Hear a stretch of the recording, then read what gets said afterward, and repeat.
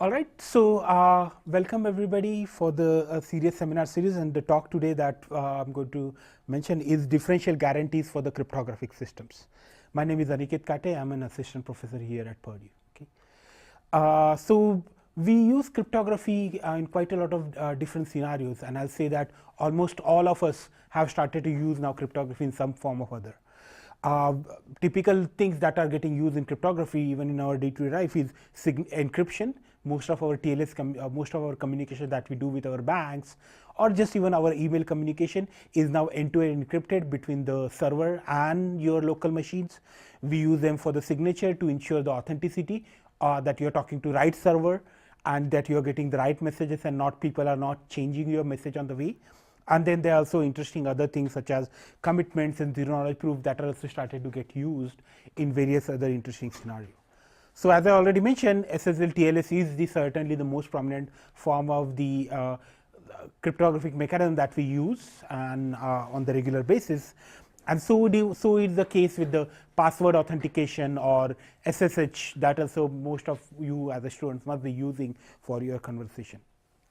Some of you might be using even fancier tools such as PGP to make sure that your messages are signed, or maybe Tor if you want to achieve some kind of anonymity, or maybe some of you might be encrypting your MacBooks where you're using file vault, or maybe there are some e-voting mechanisms that you use. So, and I'll certainly make a claim that we are going to see more and more use of cryptography, and even now we are doing that, and we'll be doing even more of that in the future to come. So when we talk about cryptography or when we talk about the security, the first thing that we need to talk about in the notion that is of interest to is the privacy here. And when we talk about privacy, the first person that we have to consider is the adversary. Who is the adversary? What is the threat model against which we are working in? And the key thing there is again that adversaries come in different form and shape when we talk about its come on internet. As I'm showing here, it can be just a friendly neighbor who is trying to snoop on what you're doing, up to the state level programs which are trying to find out information at the mass level. So there are adversaries that can come at a different level. And then in most systems, to actually quantify this adversary, we try to introduce the concept of auxiliary information. So by auxiliary information, I mean that information that adversaries can obtain about your communication, about what you're trying to do, how are you trying to do, when are you trying to do, from some other medium. Okay, so auxiliary information can be just some information that they know. It can be some metadata, as you remember, which is basically how, when, who is sending, and without knowing what's the data. So there is all sort of this auxiliary information. And therefore, in cryptography, what we try to do is that given that adversary can be very strong and can have access to a lot of auxiliary information, we go for a really strong notion of security. Rather than we just say that adversary should not be able to know some information for the message, we just say that he should not be not able to any even single bit of information regarding your message or regarding your encrypted communication. And that's where the concept comes, which is known as indistinguishability.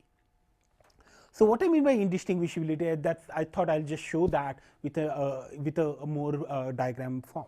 Okay, so the typical way we define indistinguishability is we'll assume that there are two machines, machine x0 and x1, okay, which represent your algorithm, your protocol that is performing, and there is an adversary. Okay, and we'll assume that this adversary interact with one of these two machines chosen uniformly at random.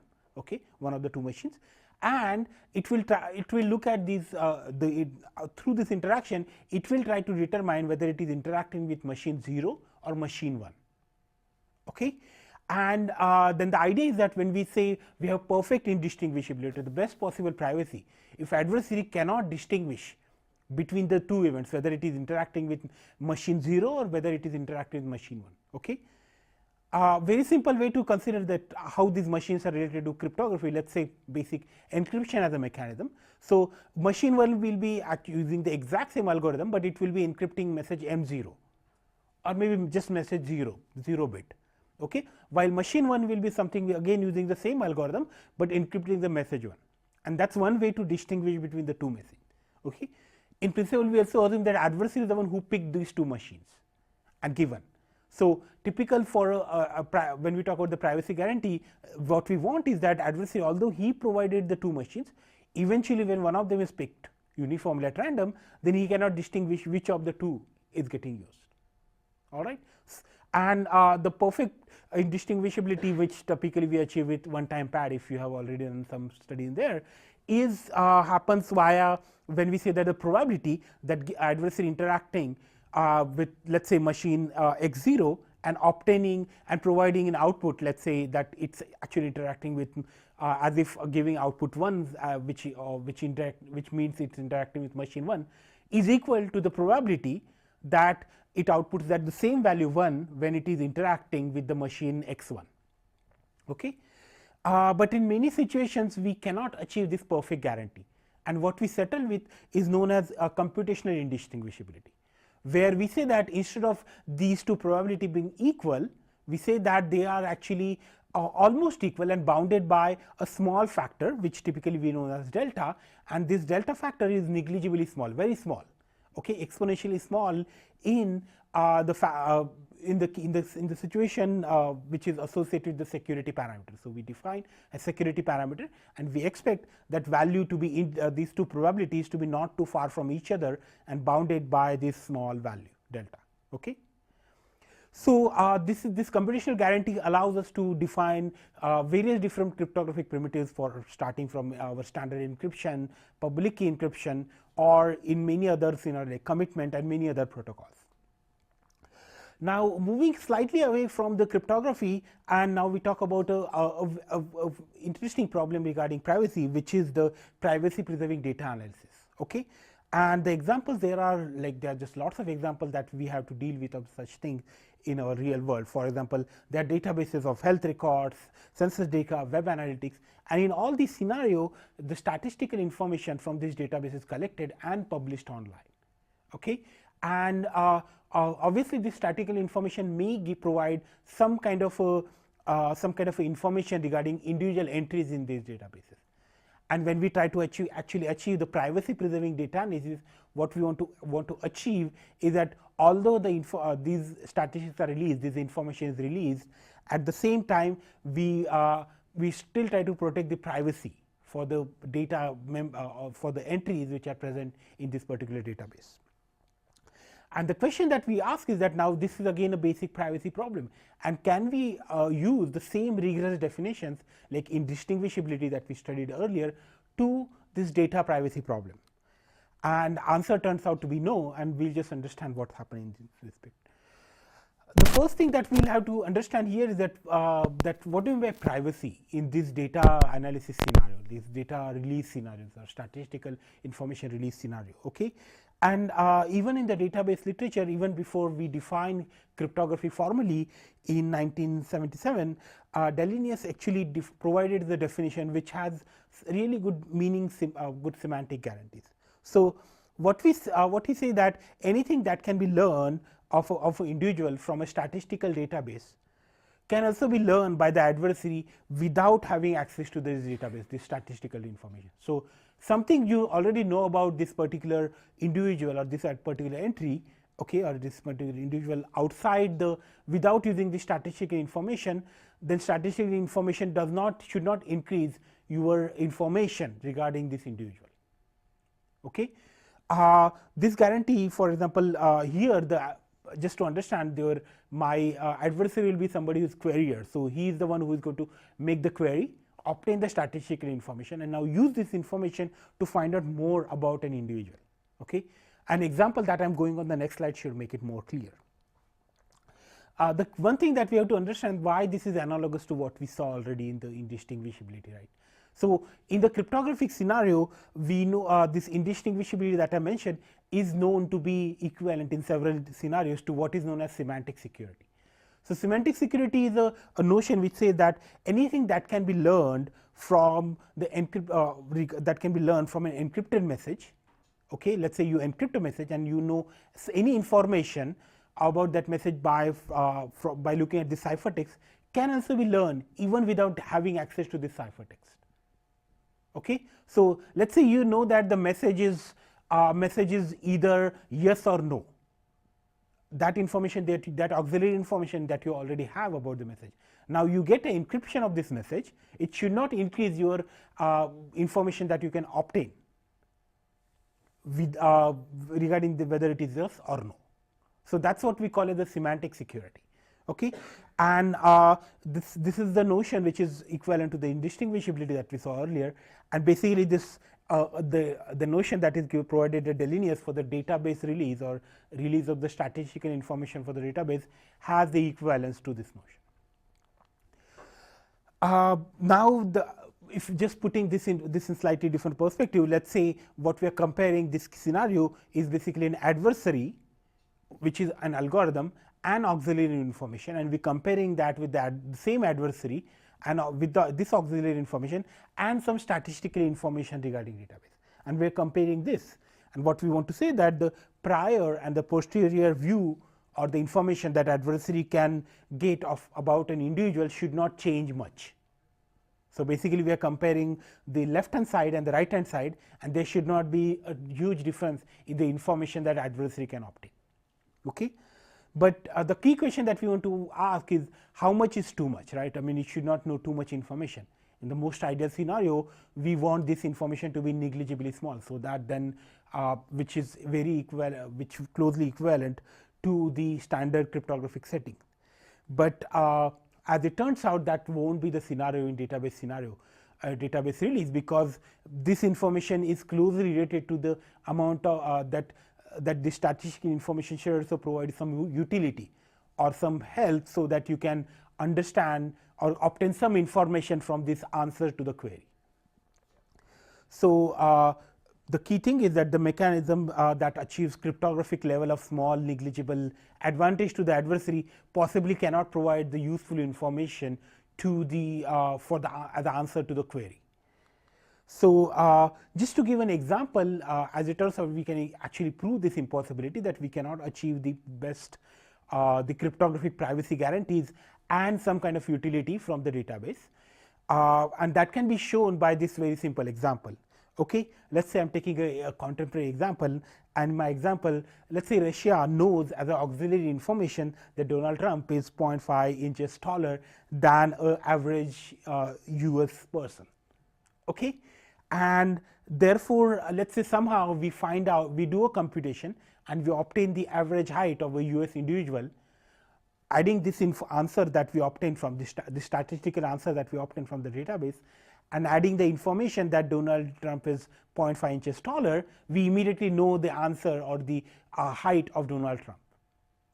Okay, so this example just shows the difference between, in the sense that what can be learned once we add this auxiliary information, which is basically difference between the height of Donald Trump and the average US person.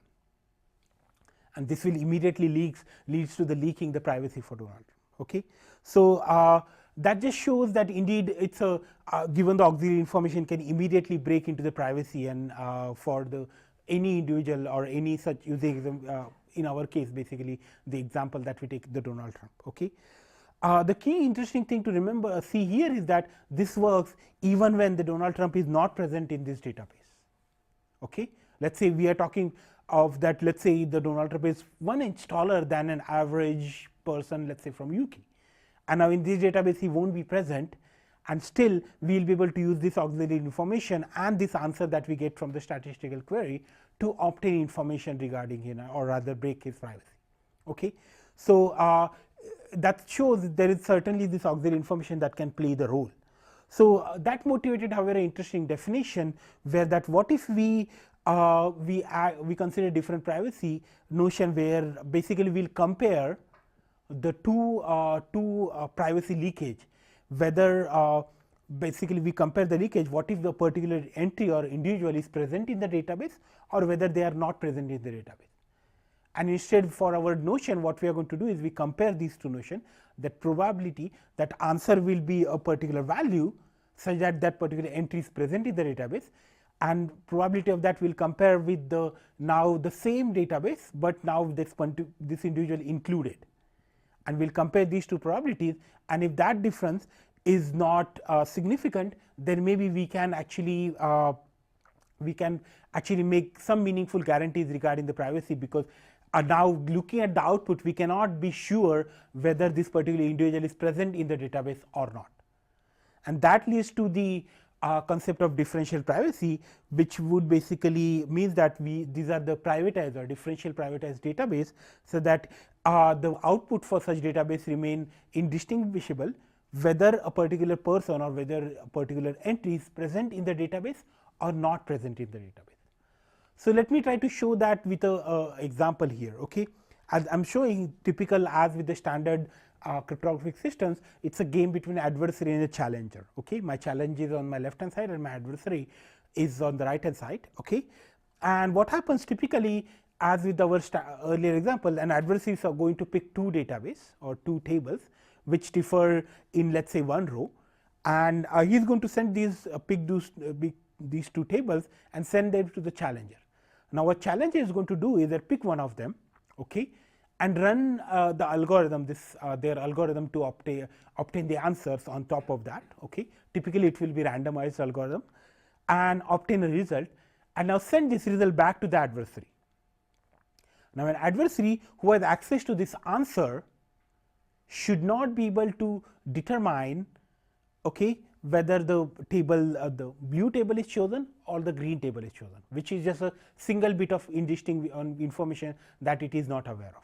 Okay, and that is what the challenge that it has. However, the key thing to remember is that instead here not only we will have a delta factor which provides a distinction at the additive layer, but on top of that, in the differential privacy, we will also have a multiplicative factor, which I am showing there with e raised to epsilon, okay, such that which will add a quality to this distinguishing, so that an adversary providing a correct output, an adversary which is providing an incorrect output, they are not when we compare them with each other, they will be actually related with this equation, where the left hand side is less than or equal to e to the epsilon, which is the multiplicative factor, multiplied with the the right hand side probability with a small delta factor over there.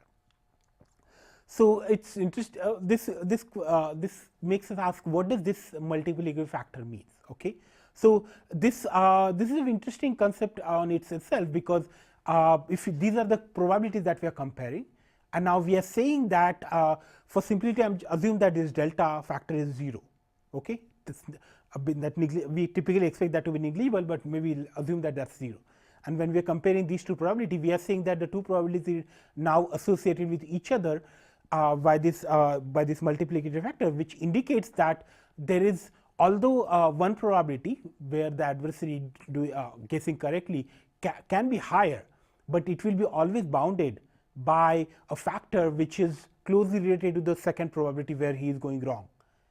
In principle, it means that he can never be sure, because of this multiplicative factor, he can never be sure that let us say what he has guessed is the correct answer. There is some kind of a deniability which is always available to the challenger, saying that no, you are wrong with this particular probability, which is bounded and provided by this e to the epsilon factor.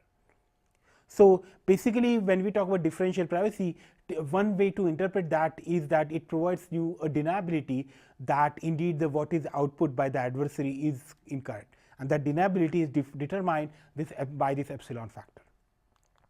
So, that is typically the way it is used, and maybe I will say the differential privacy provides us the guarantees where rather than just completely giving up that there is any kind of privacy hope which is possible when we talk about the privacy preserving data analysis. Instead, we at least get a way to achieve some kind of a privacy guarantee even in that scenario by introducing this multiplicative factor. Okay.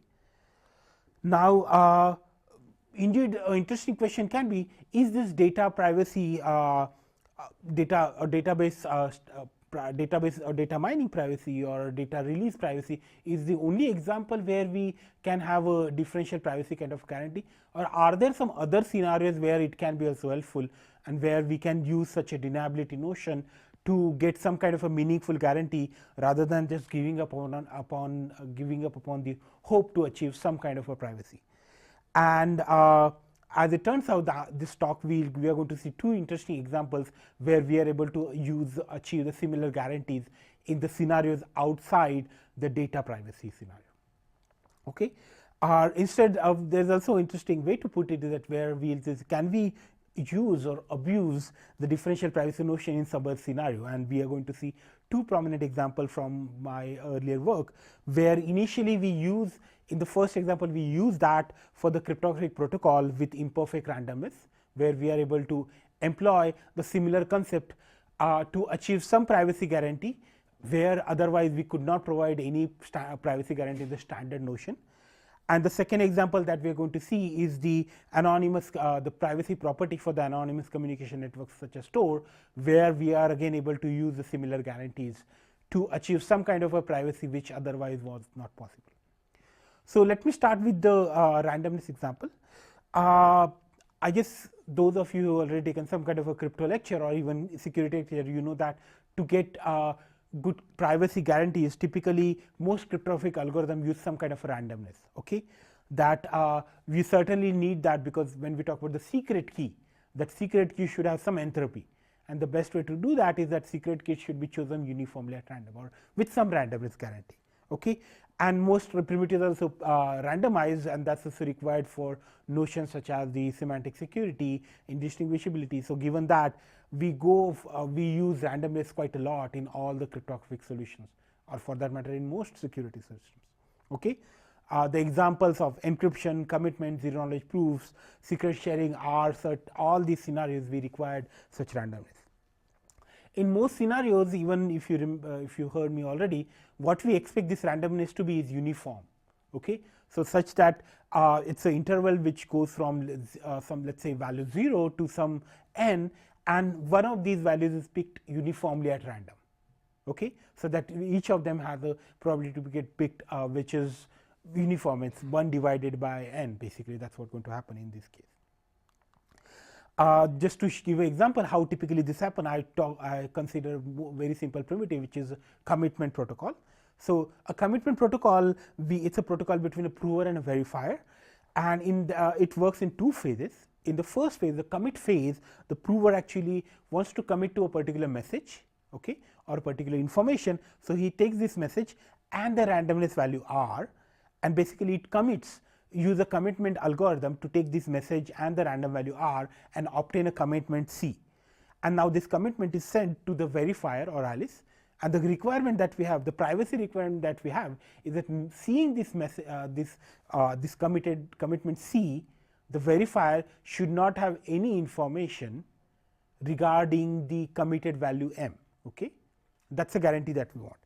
And then what happens in the latter phase, in the reveal phase, the Bob will reveal the value of the message m that it has committed to and the randomness that is employed, and now verifier can take these information and basically check whether this committed value c is actually associated with the message m and the randomness r. Okay.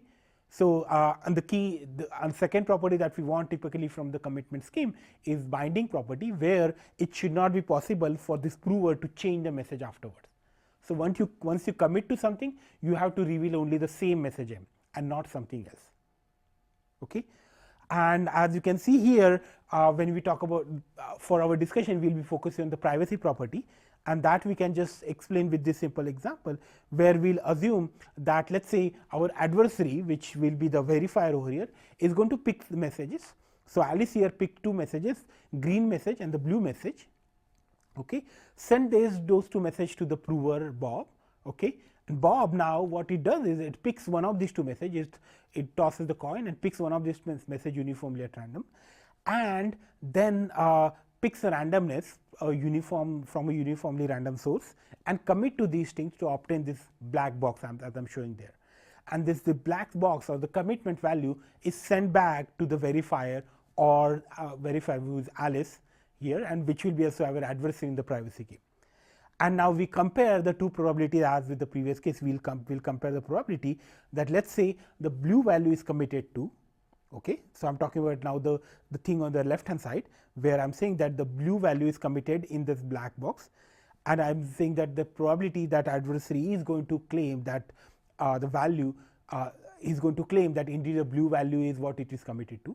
And I'm comparing now the same output black, and I'm saying that let's say now instead we have committed to the green value, and now adversary is still claiming that the blue value is the one which is committed to. So, on the left hand side we have something where adversary is correct and the right hand side adversary is wrong, and we are comparing these two probabilities, and we say that this probability should be bounded.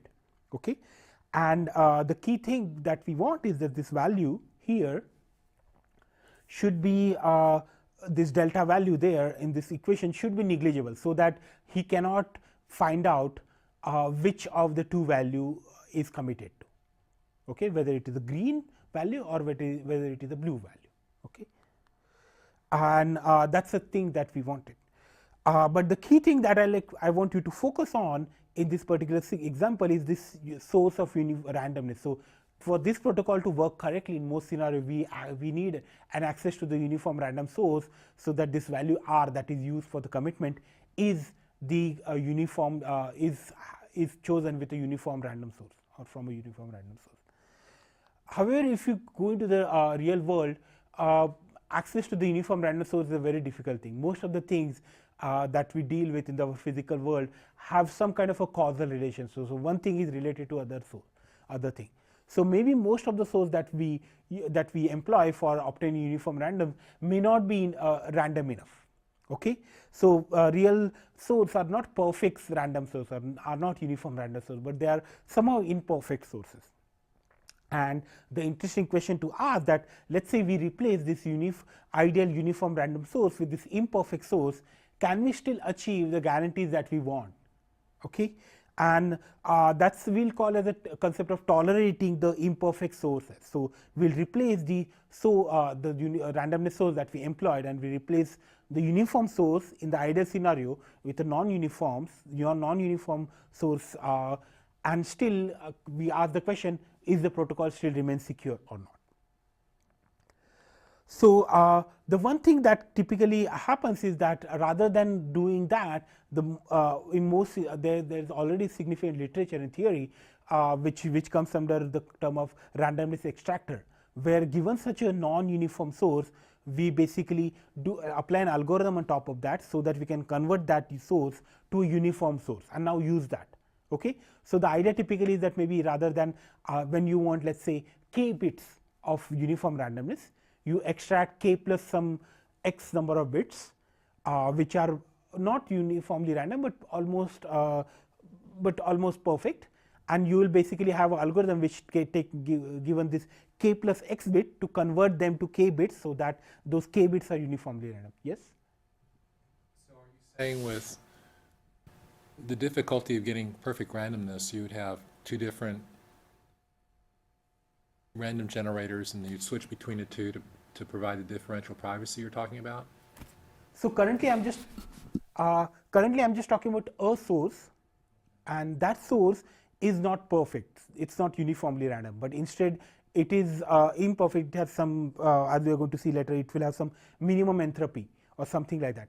And I want to start from this one source and then apply an algorithm on top of that, so that to convert that to a uniform source with maybe fewer bits. So, I will start with more bits and convert them to a fewer uniform bits. That is what I am going for. Okay.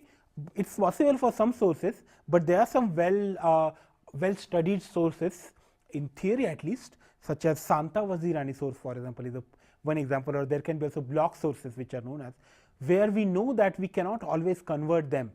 Given such a source, some k bits, we cannot convert them to uniform random source, except if you are willing to give up, if you are willing to go for the exponential blow up. What I mean by exponential blow up is that, let us say I want k bit of uniform information, okay, or uniform randomness, and it is always possible that you are given 2 raised to k bits of imperfect source. You can convert them to the k bit of information, but let us say I don't want to do that. I want to do that maybe only polynomial number, take polynomial number of inputs and convert them to the some kind of uniform source. There are several examples which are known in the literature where you can't do that. Okay. Exponential blow up is certainly something that we can't take care in most practical scenario. Okay. For example, if you want 128 bits, you cannot expect to have access to 2 raised to 128 bit of large, so it's just impossible to store even that piece of information. So the well-known example for that is indeed this Santha-Vazirani sources, and which are basically biased information. So basically, it's an example of it's a generalization of bias coin. So I mean, the equation is there, but just to give the idea, in this case, basically you are going to keep on drawing an individual bit from such a source, and the next bit that you're going to draw will always conditionally based on all the previous bits that you have drawn. Okay, that conditionality is defined by this parameter rho that I'm showing there. Okay, and basically the idea is why this source makes sense in the physical. Let's say we use some physical source for measurements, and in that to obtain our randomness, then typically the bit that we draw can be historically related to all the previous bits that are drawn from such a source. So given that, given if we are provided such a biased source where the new bit that we draw depends upon all the previous history, in such scenario we cannot take such a source and convert that to a uniform random source, okay, except with the exponential reduction. Now given such SV source, people have already started to study their effect on the cryptographic system. Let's say we replace our standard uniform sources that we require for cryptography by such non-reducible, non-extractable sources such as Santha-Vazirani sources. So if we take the authentication or the signature primitives or message authentication codes, the primitives which require authenticity but not privacy guarantees, there, as it turns out, we can use this SV source and get almost equivalent guarantees as uniform source. So as I'm showing that in capsule, the Santha-Vazirani sources are on the green part. That means we can use them for our cryptographic protocols or for our cryptography implementation and still get the guarantees that we want. However, when we want privacy guarantee, when we want indistinguishability kind of guarantee, as it turns out, these SV sources, there are impossibility results which have shown that there is a probability that given any SV source, I will be able to find out a protocol or a situation where we cannot achieve the indistinguishability notion that we want for our messages. Okay, and it has been shown first time one-time pad, and later in a stock 2004 paper by Dodis et al. It was shown that the same hold for encryption, zero knowledge proof, commitment, secret sharing, all these primitives. Basically, anywhere you have indistinguishability guarantee, we cannot use this SV source.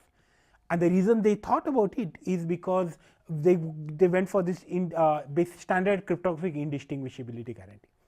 So just to demonstrate what I mean by that is that let's take this example regarding commitment, and we expect that our adversary Alice, the verifier, provided 2 messages.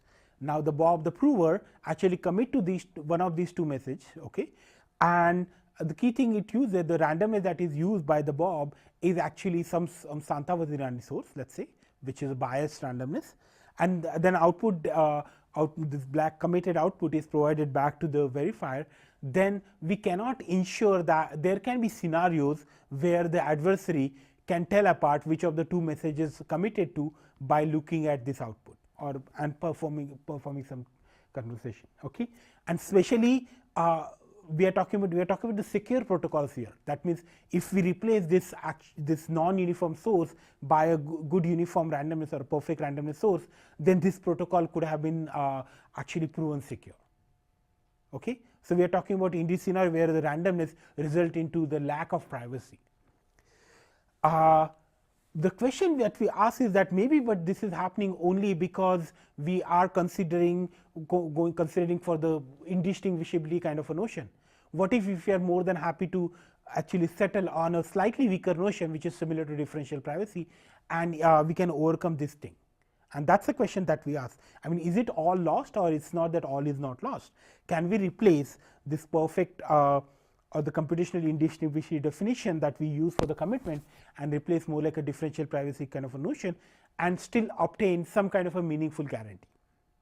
Okay, and the answer that we obtained from our the first result is indeed that's the situation. So in what we basically show is that as I'm showing in 2 example, on the top I'm showing our standard definition that we saw earlier. Let's say it's a game between a challenger and an adversary, where adversary has to determine whether it is communicating with machine 0 or machine 1, x0 or x1 as I am showing there. And in the top scenario, it's this challenger is provided a source which is uniformly at random. Okay. And on the we say that in that case, if adversary gets a standard indistinguishability kind of guarantee, where when we are comparing these two probabilities, the probability that adversary is right with the probability that adversary is wrong, they are actually both close to each other by a negligible factor delta. Okay. And now what I am doing in the things below on the second part is basically replacing this uniform source by a non-uniform source. Okay, by a source such as Santha-Vazirani source. And in that case, what we do is that just with this difference, instead of saying that now there is no privacy, we give a bound on the privacy where these two probabilities are not only now related by this delta factor, but instead they are also related by a multiplicative term which we represent that as in an exponential form like e to the epsilon. This can be also written as a 2 raised to epsilon, it does not matter that much. And in principle, I am also changing delta to the delta prime because we add a small factor which get added to this delta. But however, if the initial value was negligible, this delta prime also remains negligible. In principle, what we obtain is that if we have delta indistinguishability with the uniform source, then we obtain actually e comma e raised to delta e raised to epsilon delta differential indistinguishability for a source which is basically in let's say a particular Santha-Vazirani source. Okay. And not only that, we can provide also relationship between the parameter for Santha-Vazirani source as well as epsilon, and they are basically related to each other with a constant factor. Okay. So the interesting thing to us is that we know how to go from one way to other. Given an example which works in the standard uniform setting, we know how to convert that to the differential indistinguishability setting. We use a different notion. We don't just wanted to use differential privacy as a term because it has its own meaning in the database privacy community. So instead, that's the reason we use the term differential indistinguishability to show the relationship of this to the cryptographic things. And the interesting question to ask that we can go from the top to the bottom, we can go from the uniform source to the non-uniform source. But can we always go from the differential indistinguishability kind of a notion to the indistinguishability notion? And the answer is no, answer is actually no. The counter direction does not always hold. Okay. And the idea is that there can be scenarios where we get the differential indistinguishability, but we cannot convert that back to something which is indistinguishability in perfect sense. Okay. And a delta indistinguishability as I mentioned. And obviously, the differential privacy is a common example for that, where in the database scenario where we know that we just cannot achieve, even when we have access to the uniform source or whatever, we cannot achieve a indistinguishability kind of a guarantee, and we have already settled on there in something like differential privacy. So what is the application of that to something like commitments? Okay. So most prominent example for commitments are electronic voting protocols. Okay. That's why they are used quite a lot. And then the idea is that I voted on something and my privacy depends upon that the commitment cannot be opened. Okay. In the traditional setting, we'll just say if my source, randomness source that I use on my laptop, my phone was not random enough, then don't expect any privacy. But instead, now we say that rather than don't expect your privacy, you say that you will always have access to some kind of this epsilon delta kind of a differential indistinguishability, which is much better than saying that you have no privacy. Okay. So we say that there are actually interesting privacy which can be defined, and like with the differential privacy scenario, it will be deniability kind of scenario. So adversary may have more hunch that probably you voted to A than to B in the voting scenario, but you can always have deniability that no, there is a probability that adversary think it's A, but there is always some probability which exists with which you could have voted participant B. Okay. And we can provide this guarantee with this epsilon delta notion for the indistinguishability, which otherwise was not possible with the standard indistinguishability notion. So that's just one way to interpret. There are more interesting things that can happen based on the cryptographic application. What kind of interpretation we can perform, we can obtain given this epsilon and delta value, and that's a certainly interesting thing to explore further. All right, so now moving on, I want to give my in last couple of slides, I want to give another example where we found this notion to be interesting and useful, and that example is anonymous communication networks. Okay, so Tor is the most common scenario where we try to use anonymity. By anonymity here, I mean that you are actually sending some message to a server, and you want to protect from, let's say, your ISP or some servers on the internet whom you are communicating with. Okay, and in some scenario you also want to protect that the server or the website that you are visiting to, that website should not know what is your IP address. Okay, and in standard anonymous communication scenario, the way we achieve that is we pick some of the proxies, some of the routers on the internet. Okay, in system like Tor, these are the nodes which are freely available and that you can obtain information regarding that from a available server, and you pick some of these nodes, typically 3 nodes that you pick, and you send your communication through this 3 nodes such that it's encrypted, it looks different in the different part of the network, and you use this path to actually communicate with the server that you want to communicate with on the internet. So as I'm showing here, basically in the figure, you can see that the messages looks different in the different part of the network, and because it looks, let's say, greenish on the first part, and then with a different color in between, and so on until it reaches the server. And this is done with the encryption mechanisms, and then as long as an adversary cannot see all these message paths and how they are flowing, he cannot determine which user is talking to which server.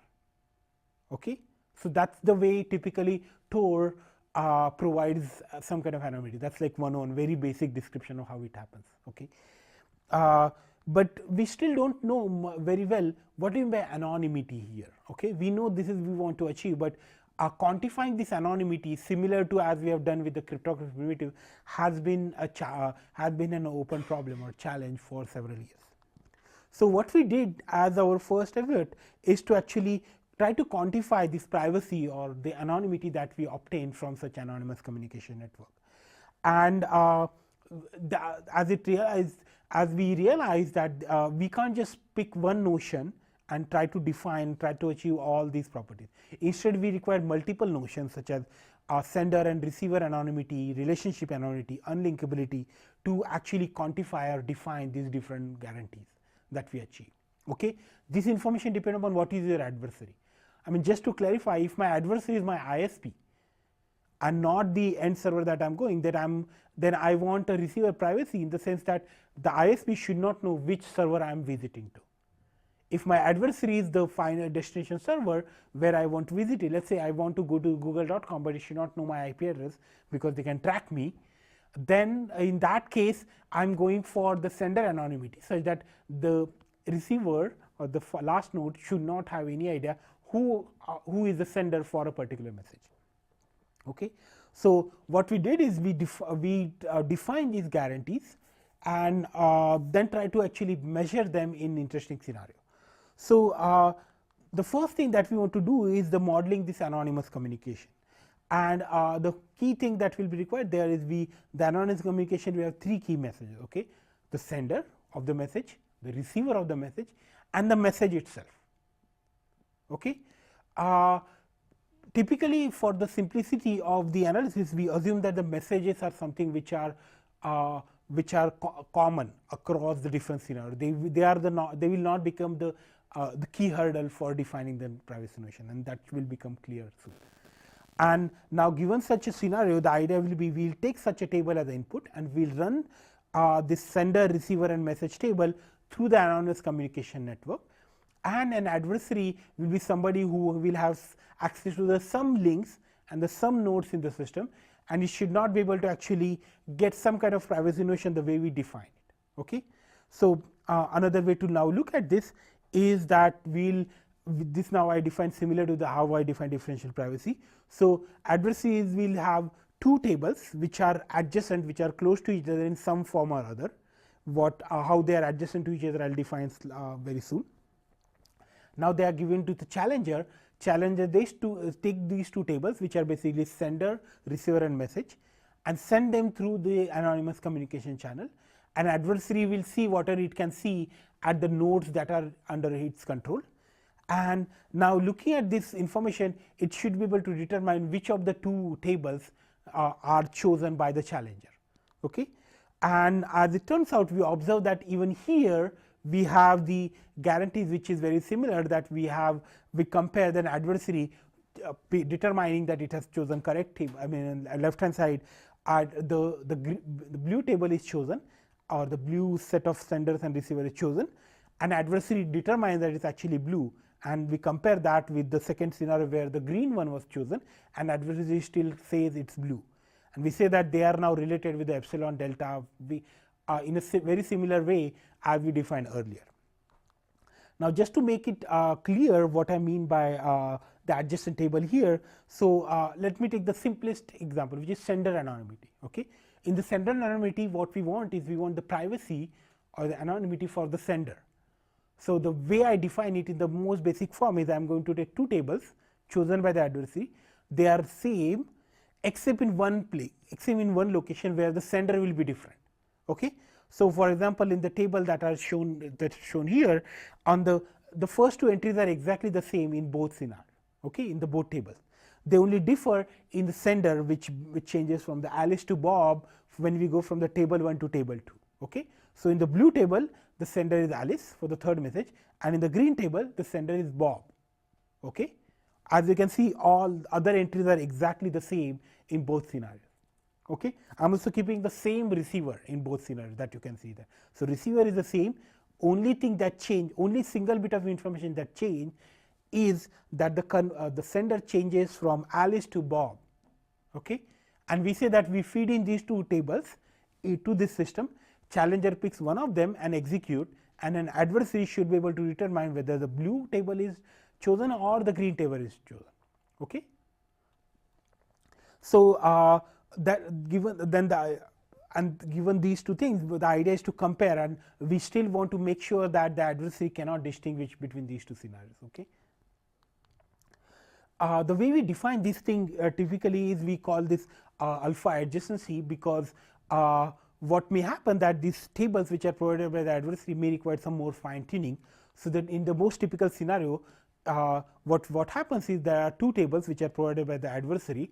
They go through this adjacency, this alpha adjacency mechanism, which depend upon the sender anonymity or receiver anonymity or unlinkability or relationship anonymity, do the further processing on these two tables, and then they are sent to the challenger, and the challenger then basically execute or picks one of these two tables and perform the operations, such that now looking at the information that is flowing through the network, adversary should not be able to determine which of the two is chosen. Okay?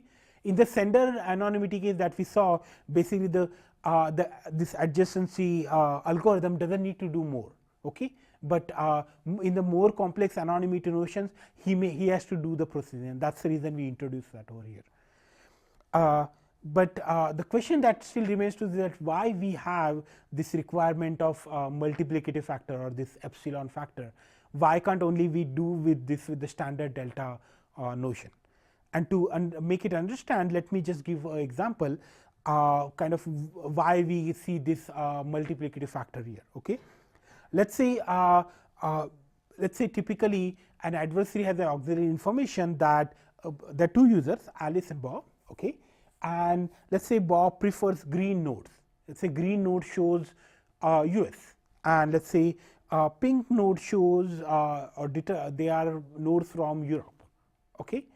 And the idea is that typically Bob prefers the nodes in US for its communication, while Alice prefers the nodes in Europe, and that's typically happen in many of these node selection strategy, that maybe for the efficiency purpose you assume that let's say Bob is in US, so he's going to pick the nodes in US so that his communication will flow fast, while Alice on the other hand is in Europe, so she'll pick the nodes which go through Europe, so that her communication remains fast. Okay? And let's say adversary has this access to information, but adversary doesn't know which of two have sent the message. But let's say uh, it sees now a message that is flowing through, let's say, pink node, okay, and adversary has access to one pink node and one green node, and it sees that the pink node that is under adversary communication see a message going through it. Then based on the chances that the Bob is, let's say, going to pick the green node versus pink node, given this probability, there will be high chance that when it sees the when it sees the message going through a pink node, typically it's going from Alice, okay. And given this guarantee, there will be adversary will know that with higher probability the message is coming from Alice but not from Bob.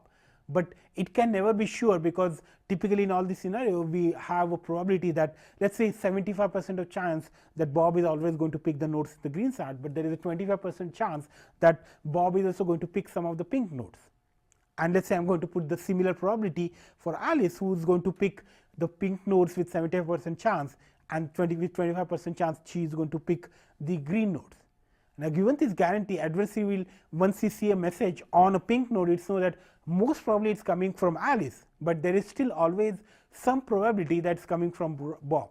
And given such a probabilistic guarantee of the picking nodes, which is employed in most of this node selecting or path selecting strategy, as it is said in onion routing literature, there remains some deniability which is available to the Alice and Bob in our example, so that they can always deny that they actually they are not the one who has sent this message.